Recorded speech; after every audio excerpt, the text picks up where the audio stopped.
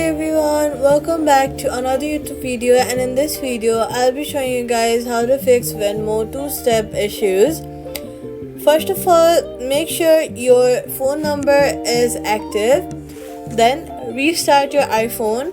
After restarting, turn off any VPN or proxy that you are using. Next, head over to your WhatsApp, search for Venmo app, and then make sure to update it.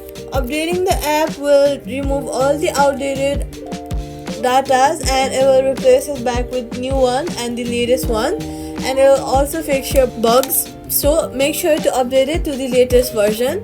Go ahead and use backup email if available. Safety tip: keep your number updated on Venmo. Quick fix: log in from venmo.com and Safari.